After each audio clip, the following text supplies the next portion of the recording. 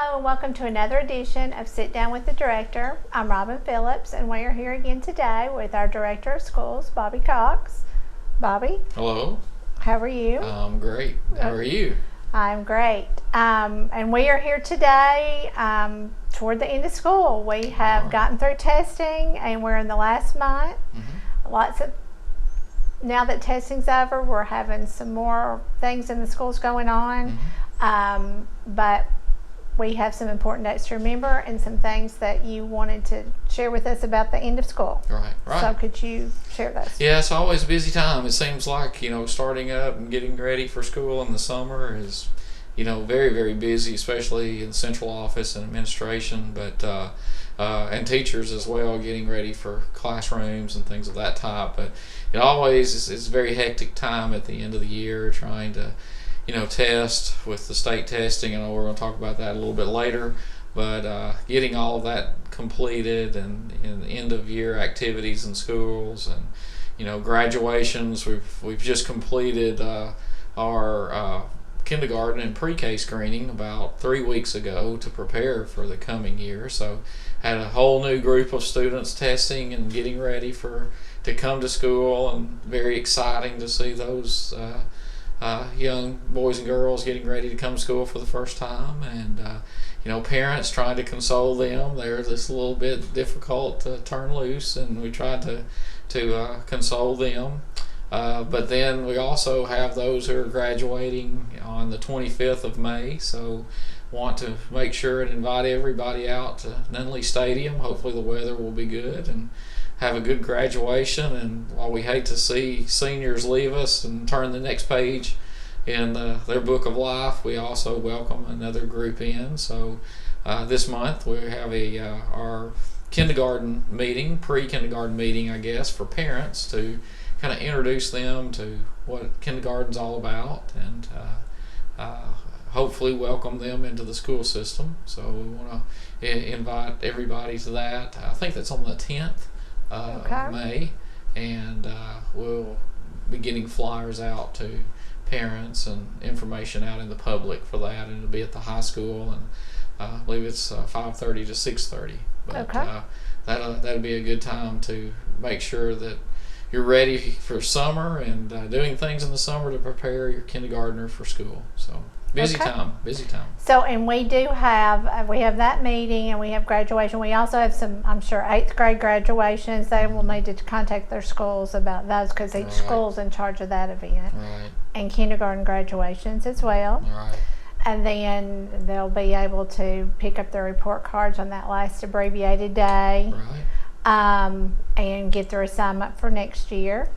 And then remember to start reading for the summer. Right. Keep reading during the summer, and we'll read 20 messages to try to read 20 minutes every day, and that includes the summer. It doesn't take long to do that every day, but just want to encourage our parents of kindergarten students to keep working with your child and keep that brain activity going, and we're excited to have them come in and sad to see our seniors leave, but know that they'll be well prepared and ready for life. It's an exciting time. It is. So also, just back on the reading, so they can check with their school. Most of the schools do have time in the summer that they have their library open to read. And then are we still offering the online reading program as well? Yeah. So those 2 avenues there for that. Right. So that's really good. Now, if anybody missed kindergarten screening, I know we've advertised it quite a bit, or pre-kindergarten, what would they do over the summer to make sure that they can find where they're supposed to be, which school, and how they would get in the program? Right. Principals and staff work during the summer. Principals work all summer, except for about 2 weeks at late June and early July. But there'll be somebody at the school when school is out until mid-June, and then mid-July it'll pick up again. You can always call the central office if you need anything. That's at 931-668-4022. We'll be glad to try to help there. But hopefully we'll be getting that registration information out early again, like for online registration. That seemed to work out really well last year. Had about 60% that did that, and we hope to improve on that number this year. That'll help from filling out all that paperwork by hand and all the packets. You can do it online, and it's a whole lot easier for us, and hopefully a whole lot easier for parents. So Save some trees too. save some trees, and it'll be easier all the way around. So Okay. we'll be getting that message out, as well. Okay. So I think we talked about testing. We talked about report cards and those grades. I think that's one thing people may want to know about. How is TCAP going to be averaged in? And then I guess if you would just tell us a little bit about what's been going on with testing, our state testing, the last 2 or 3 weeks. Oh yeah, state testing's a whole show, and I think in itself. So a lot of people have probably seen that on the news. And this year we started online testing, not just in Warren County but statewide, with high school courses. And that didn't go as well as it had been planned to go. Nobody wants to see anything fail, and we don't want to see anything fail. But our technology staff here locally, Katrina Haley, and our technology staff did a wonderful job of making sure that we were ready to go, being on site at the high school if things went wrong. And all of the problems that we experienced were from the state level. It wasn't any local issues that we had that I'm aware of. So that was disheartening, because I think students were ready to do that, and staff had practiced, and we were ready to go. So ultimately what ended up happening is the legislature got involved with that and got reports that it was not going well, and felt like that students and teachers alike should not be held accountable, which I agree. If you can't test, or you can't submit your test, or you can't give your best effort, then I don't think teachers should be, or students should be, held accountable for that. So the legislature passed several pieces of legislation right at the end of the session that negated all responsibility or accountability for test scores this year, not only in high school but in 3-8. And then our school board also acted as well, that stating that no, the scores from 10 Ready this year would count 0% of a student's grade, because we knew that we would not get the scores back before school was out. So there's no need to hold students' report cards and make them come back in the summer to get grades that are just because we can't get the scores back. So our board's very supportive of our teachers and students, and it's something that I think is going to be ongoing in coming years. Don't know if the state's going to try to continue down that path, go back to paper pencil test or what, but it'll be an ongoing effort, I'm sure. And we've had issues in the past with testing. 2 years ago had an issue with online testing as well. Had an issue with paper testing, new standards, new tests.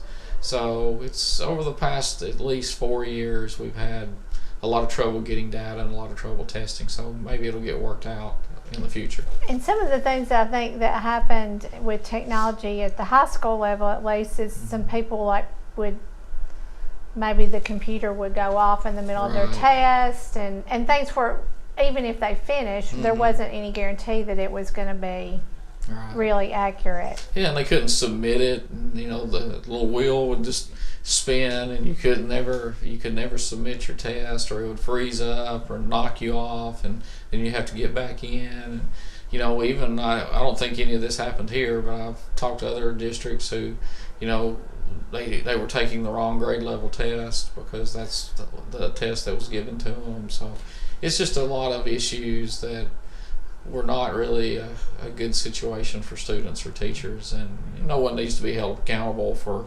getting a grade for that. Either it's a district or a teacher or a school. So Okay, so I know we've been really busy with that, and then I know you and your office staff have been very busy also with budgeting. Right. This is the time of the year where we have to try to predict money for next year and get that ready to go to the school board and then on to the county commission. Right. So can you tell us a little bit about that process and what if people are interested in knowing about that, where they Sure. would go and what they would Sure. want to look at.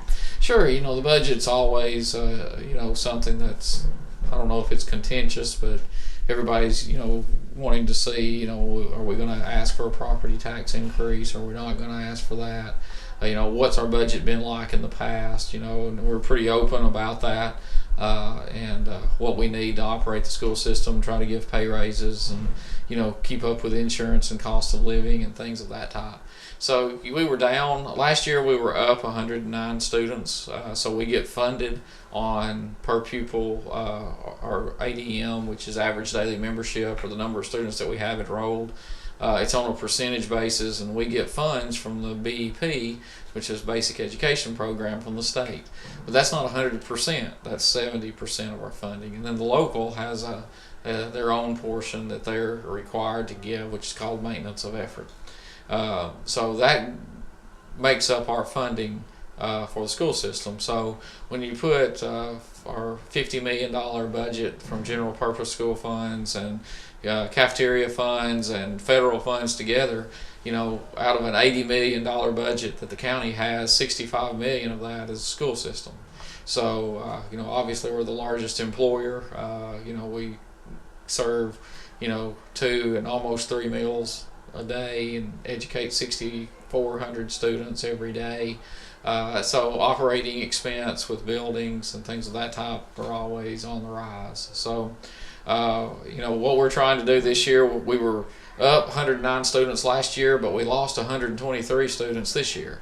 So, we didn't get as much money from the state as we thought we were. The governor's budget came out and said that there was X number of $1 million for pay raises and things of that type. But what happens with the BEP is when you drop enrollment, you don't get as much money because it's all funded through that formula. And the BEP it's a funding formula. It's not necessarily a spending plan. And we've worked really hard with salaries. Our salary is above the average weighted salary in the state by like $174. So we're not required to put funds into salaries at a certain rate. We earn about $15 million for teacher salaries, but we expend about $23 million in teacher salaries.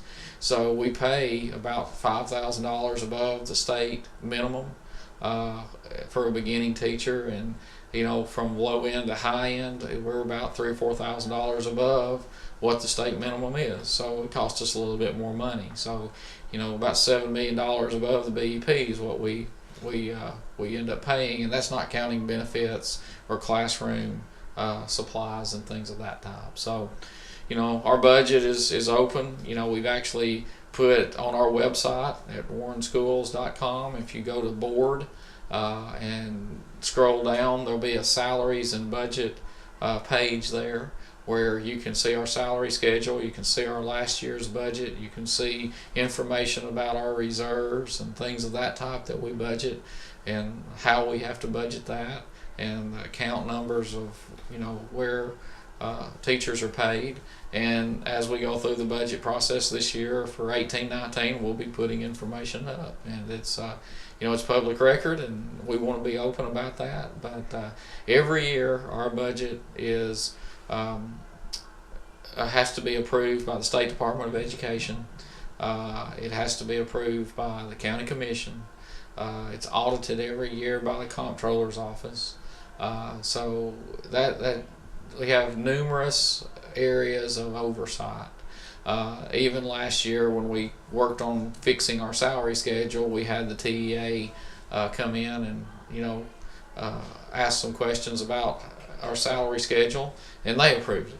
So we're spending the money the way it needs to be spent. It's approved every year. It's been that way since I've been here. But everybody has their own opinion about how you should spend dollars, and the school board has the oversight of that. And the county commission's job is to set the tax levy and approve the budget as a whole, and that's why we have an elected school board to determine how that money's spent. So, and they employ me to make that work. So that's what we're trying to do. Okay. Well, it's a lot to do and lots of moving parts, I know, and different balances that you can't take money out of Right. different line items. Yeah, in there's order to do restricted. that, You know, so. that's the biggest thing with our reserves. People want to know how much we have in reserve, and we have about $5.3 million in reserves. But some of that is restricted accounts that you can't use for anything, and then we have to budget. Last year, I think it was 1.3 million out of our reserves to balance our budget, and because we do that, we have to reserve 3% of the total expenditures out of reserves because we budget that money. And then, you know, we did take about 402,000 out last year to pay bonuses for staff, which is justified, and we have building projects that was to another 206,000 out of that. So when you couple all those things together, we have about 1.9 million that's actually out there that we can use, and we'll probably, you know, budget a little bit more than that this year because it's a down year for us. So, you know, you can't just budget every zero balance budgeting and budget every penny, because, you know, if your revenues or something happens, you have to have some money in reserve, and that's what we do. And you try to take the good years to balance out the lean years, and, you know, try to look a couple of years in the future, not year to year. So that's what we try to do. Okay, well, we appreciate that explanation. And again, if anybody's interested in looking at that, it is online on the Warrington Schools website. I think it probably is, to the average person, not as clear cut as you able to explain it to us here tonight. So I'm glad that that you were able to do that. I think that helps a lot of people. And we do have some building projects, which is probably a whole another show that maybe we can go into more next time. We're getting ready, I think, to bid those out. Bobby Ray. They should be. It's out for bid now. Should be open next week, and we have a meeting on the 14th to approve that project and start work on that, which would be about $3 million in hopefully May and during the summer. And then with West Elementary, hope to get it started in September and get those projects completed within a year's time, hopefully. Okay, great. So we will have more to talk about next time we're together. That's right. Okay, well, thank you for talking to me today and letting everybody know what's going on in Warren County Schools. Well, thanks for Thank you for tuning in.